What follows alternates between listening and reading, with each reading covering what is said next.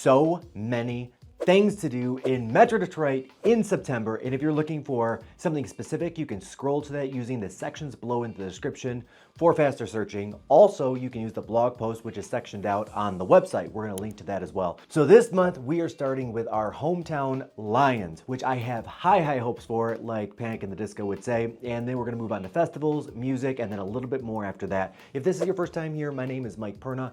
I'm a local real estate agent, and we help hundreds of people just like you across Metro Detroit find their next home or sell their current one each and every year. Scope out our 5-star reviews on Google here. I'll put a link to that as well. And set a time that works best for you on our calendar using our Calendly link below to talk about your next move. I've got your back on your next home purchase. Also, stay to the end for our one cool thing to do this month, and it is a good one. Okay, so starting out with the Lions, these guys are back like a heart attack, and again being led by Dan Campbell and Jared Jeff. Here's the question. Is this the year? Are we making it to the Super Bowl? Are we gonna win the Super Bowl? I think we're gonna make it to, but not necessarily win the bowl this year. Like, we've been getting progressively better, but I don't know if this is our year. You heard it here first. I wanna hear your prediction. What's it gonna be, the win-loss record this year? Are we gonna go all the way? Are we gonna win a Super Bowl? Comment what you think the Lions are gonna be doing down below in this 2024 season. Also, let me know any weak spots you see in the Lions, either offense or defense, or just that you love Dan Campbell and love that he's taken us this far. So here's the schedule for September. September 8th, the Rams are hosting the Lions. On the 15th, the Buccaneers are hosting the Lions. On the 22nd, and I will definitely be at this game, we will be crushing the Cardinals in a home game. And then on the 30th, the Seahawks are hosting the Lions. So not a lot of home games in September, but there it is. So what's your prediction of the win-loss for those 4 games? Put it in the comments below. Also, like this video so more people can see it, and don't forget to subscribe to the channel if you haven't. All right, guys, Cider Mills are back. It is Cider Mill season, almost spooky season. Not quite, but it is definitely Cider Mills, and you know I love a good cider mill. I'm gonna link below to our cider mill guide and our top 10 cider mills here at Metro Detroit blog. Festivals and fairs. So one thing Michigan is definitely known for is having a ton of them in September. So the Renaissance Festival in Holly at the festival grounds is going all month, every weekend, right to the 29th. And if you haven't been, it's a really cool thing to see. There's no requirement to dress up, but it definitely helps get into the spirit. So the weekend of the 6th and 7th is packed all across Metro Detroit. So first off, we've got the Brighton Smokin' Jazz and Barbecue Festival, which runs from 5 p.m. to 10 p.m. on Friday and 12 noon to 10 on Saturday. Pro tip, there's a shuttle going from Brighton High School, which has a ton of parking, to the festival. Trips going on all day long through the event. There's gonna be live music and beer tents and barbecue. And that same weekend, one of my favorites is over in Rochester, which is the Arts and Apples Festival, running the 6th and the 7th and the 8th. This one has been going since 1965, and over 40,000 people attend that weekend to see the 200 plus artists and exhibitors, as well, of course, as the food. And this one is very kid-friendly. And by kid-friendly, I mean drag your kids and make sure you stop at every single tent just to annoy them. My parents did it, my mother did that. I mean, like, we stopped at everything. The more I complained, the more we stopped and the longer we stayed. That's a Perna family tradition. While you're in Rochester, scope out the new Dime store. It's the same as the one downtown, but with better parking and much easier to get into. Like, the wait times are not quite as long. Back over to the 275 corridor, the Plymouth Fall Festival is that same weekend. It's going the 6th, 7th, and 8th with a car show, a carnival, a pancake breakfast, barbecue, and live bands. That's a great one. I've been to that one a couple of times. And on the 7th is the Wicked Bazaar in Belleville. So this is a date change. So I want to note that it's on the 7th, and it's also a location change as it's in Belleville. With spooky season coming fast, it's a perfect place to find unique Halloween decorations and costumes, and there's going to be live shows and food trucks and characters that the kids will love, and over 150 spooky vendors. Almost through the first weekend of September, but not quite. Also on the 7th as well is the Novi Egg Fest, and it's not like scrambled eggs or omelets.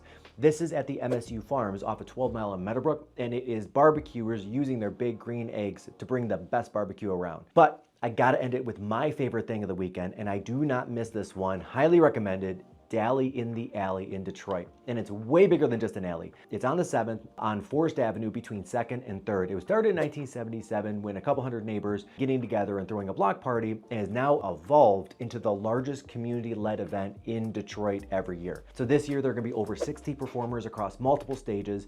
They're gonna entertain over 20,000 people that turn out for it. This is definitely a thing to see. And if you're a Deli in the Alley fan, throw a comment below. I'd love to hear your thoughts on it. Moving on the 8th from 11 to 5 p.m. is Farmington's annual Fall Veg Fest. This is a plant-based food, kid-friendly, and has live music festival. Honest to God, they lost me on the all plant-based, if I'm being honest. Like, no bacon, no dice, not going. On the 9th, the annual Lake Orion Oktoberfest and trolley crawl and sidewalk sale is going from 3 p.m. to 10 p.m. I haven't been to this one. If you have gone, let me know in the comments how it is. So the next weekend is Troy Family Days. Now, this is a really cool event running the 12th to the 15th, and it's been going on for 54 years. Low price, $5 admission. Kids under 10 get in for free, and there's free parking. More than 25,000 people attend, which is like half of Troy, and this one is a 100% family-friendly event. There's no alcohol permitted, and there will be a marching band, touch a truck, petting farm, and all kinds of things and more. On the 14th, Frankenfest returns to the historic Fort Wayne in Detroit. This is a free event with food trucks and aerial shows by the D3 Circus hourly, and it celebrates Frankenstein for sure, but there will be appearances by a ton of characters, including the Ghostbusters. September 19th to the 21st is the annual Harvest Moon celebration in downtown Farmington. This one's a great time and 10 out of 10 would recommend. Sample harvest food pairings, enjoy over 40 craft beers and ciders and fine wines and live music during all 3 nights of the Harvest Moon. In Allen Park on the 20th and 21st is the Made in Michigan Festival with all things, you guessed it, made in Michigan. I haven't been to this one, but I do love supporting local. If you've gone, let me know if I should go. Leave a comment. I have been to this next one though, the Funky Ferndale Art Fair, which has really grown through the years, which is now over 140 juried artists and live music and food as they close down 9 Mile west of Detroit for it. And if you're not too busy, stop by and try grabbing a pizza from Como's while you're there. Love Como's. And on the east side of Woodward is the DIY Street Fair with more music and food running the 20th to the 22nd. They have an arcade, and you can even get your Theater Bazaar tickets there too. Now, the same weekend running since 1989 is the Northville Victorian Festival, and it's just like it sounds. The whole town gets decked out in Victorian garb and decor.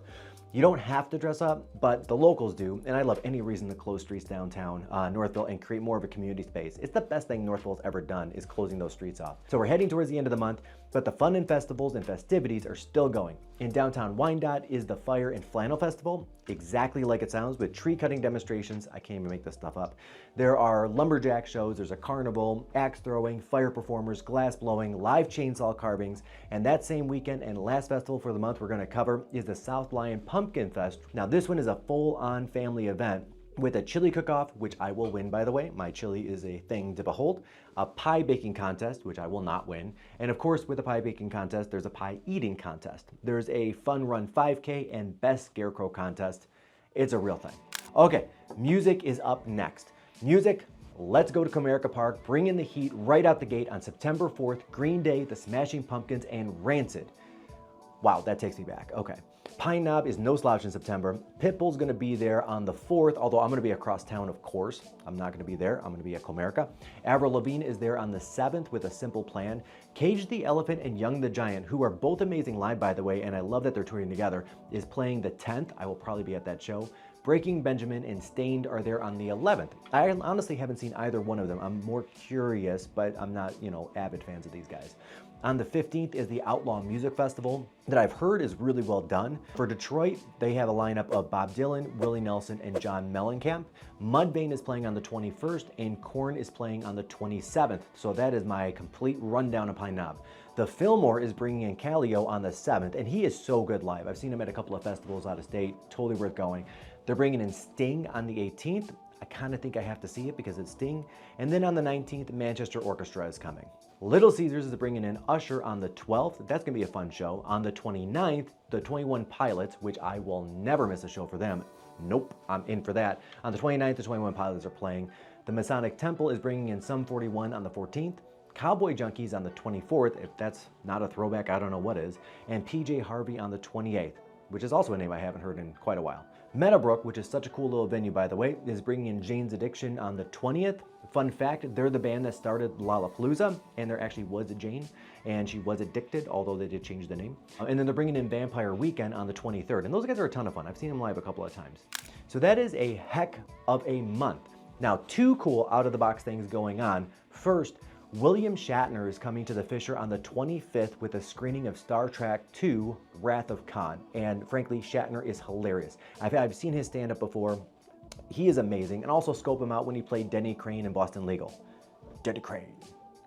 Denny Crane. Okay, that's a terrible Denny Crane impression, but yeah, we're gonna get there.